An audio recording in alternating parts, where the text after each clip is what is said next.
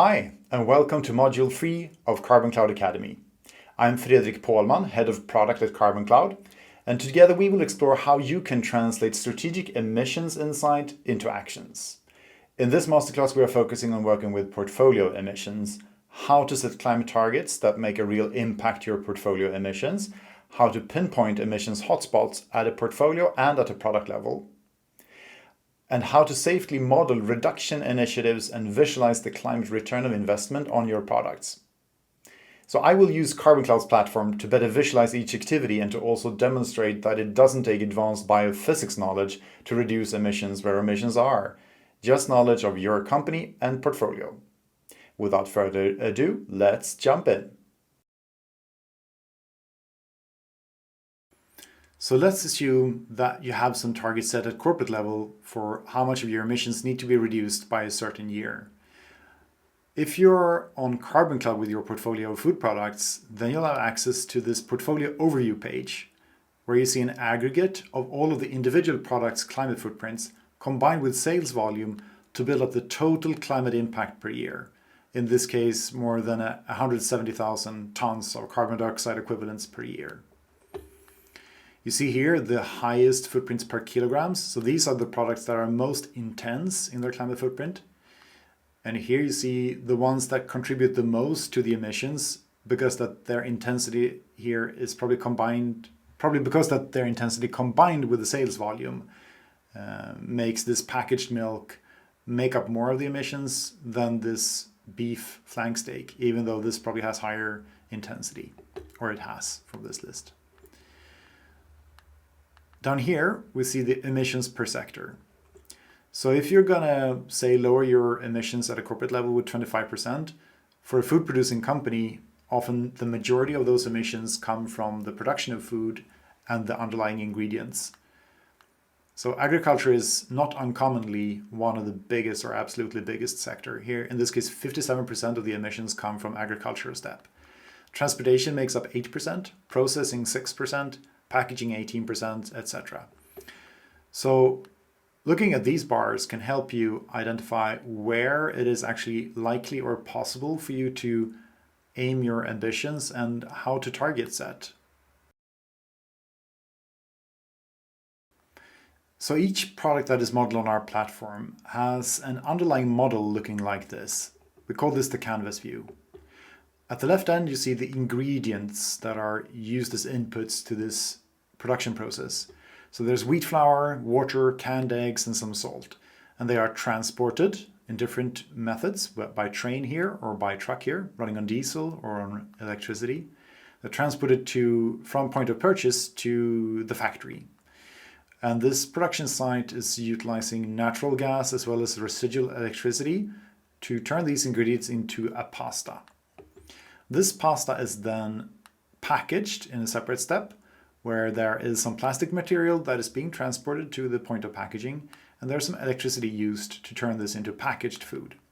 Then there's a distribution step, and there is a storage, which makes this into a store shelf climate footprint of a linguine pasta with a climate footprint of 1.8 kilogram of carbon dioxide equivalents per kilo of food. Now we will look at where are the hotspots. The first thing to look at is the breakdown chart on the right side. Here you can see how much of the emissions occur from different sectors. Agriculture makes up 57% in this case, refinement is 19%, storage is barely anything, transport is about 10%, and packaging makes up 13% of the emissions of this food product. So this is a good starting point to see where is there actually potential to get anything done for reducing this. There's another mechanism as well. Each of these nodes has a tiny donut chart. In some cases tiny, in some cases it's a bit bigger. And this shows how big part of this climate footprint occurs in each of these individual steps. You can see that the canned eggs and the wheat flour, these ingredients make up the majority of the footprint, almost a third each. Second to that, there's the natural gas, which is a big emitter in this case. And then there's a bit of electricity going to the train transportation. And those are, together with the plastic used for packaging, almost every, yeah, they make up almost all of the climate footprint of this food product. When you know this, it's easier to see where to direct your efforts to actually try and reduce this footprint. So we can see that switching out the source of electricity in the packaging step from residual to maybe solar powered might not, I mean, it's a good thing in itself, but it might not be something to count on to push this number down, since it makes up so little of the climate footprint of this food product. Electrifying this transport in a similar way might not be the first thing to do to get this one down. But if you could look at maybe the recipe, either switching out ingredients to alternatives or switching supplier or working with the amounts of ingredient used, then that could really have a big impact in this case on this particular model. And maybe there's the possibility of switching out natural gas to something less intensive. This helps you, doing this kind of analysis helps you spend your money on the efforts that has the biggest impact.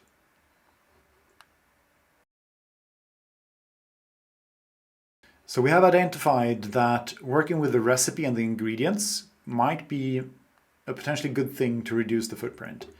And maybe switching out this energy source could have an impact on the footprint as well. So let's see what kind of impact we would have by working with the wheat flour. So maybe we could try and add something a bit different. Let's see if we switch it out to something lentil based. So I'm going to add an ingredient and see if we can find something. Yeah, there's a lentil flour. Let's see if we can use that instead.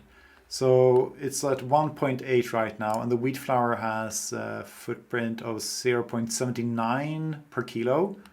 Okay, what if we disconnect that one and connect the lentil flour instead, assuming we transport it the same way? So that actually had a negative impact. We went up a full kilo. So that was actually worse. Why is that? Yeah, turns out the climate footprint of the lentil flour is higher than the wheat flour. So that was a bad substitute. I'm going to undo that.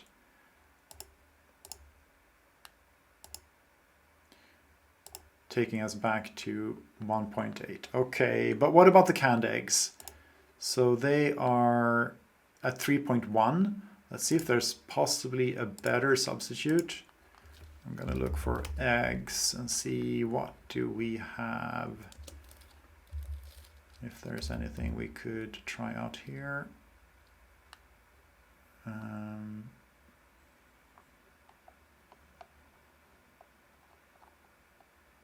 Yeah, here's one with a really low footprint. So let's see how these would work out. So the canned eggs, I'm gonna disconnect that one and add the organic eggs from Germany instead. And look at that, in this example, the footprint of these eggs were so much lower that we went down to 1.4. But these are sourced from a different country, so we actually need to update the transportation distance as well. So it was 300 kilometers before, because it was purchased in Sweden, processed in Sweden. Let's assume it's 1,000 kilometers.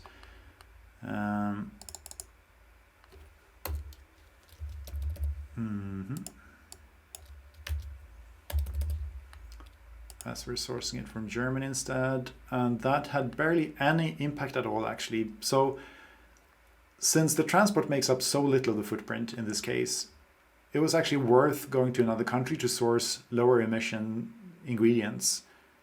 And that seems that that could actually have an impact on the climate footprint. Now, a next step, if you actually want to go further, would be to see if it's actually feasible. What would happen with the taste and the quality of the food product if you switch an ingredient like this?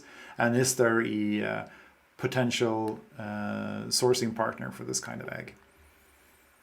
So let's look at the natural gas next. Okay, so what about switching this out to biogas instead? So now we're at 1.5 in footprint. And what if we, so let's see, natural gas, how much are we using? We're using 1 kilowatt hour per kilo. Okay, so I'm going to add this one, assuming we need to use the same amount. And I'm disconnecting the natural gas. I'm going to remove it. So that takes us down to 1.3. So that was actually a substantial reduction. So you see that the biogas has a lower footprint than the natural gas.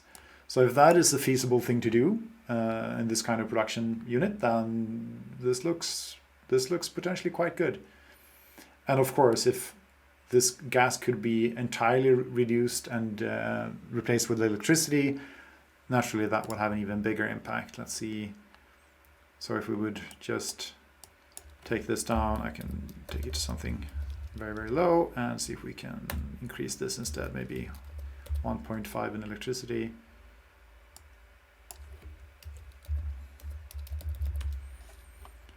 See what happens then.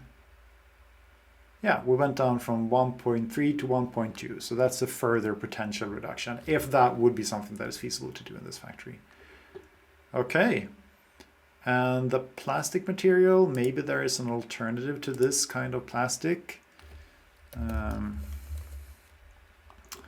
Let's assume that a plastic film could be used instead. That one was from New Zealand, but let's see. Yeah, we'll just pick this generic one and see. So what's the intensity of this one? That was 4.9, and this film is 6.4, but maybe you could use less material if you switched from that plastic to this one. Let's assume that. So if we disconnect this one, connect this one instead, and reduce the amount of plastic film. Let's see that we could get it down to 15. Yeah, that had no significant impact on the climate footprint in this case, but it might still be worth doing potentially. So that is how to run scenarios for packaging material, energy sources, and ingredients and recipes.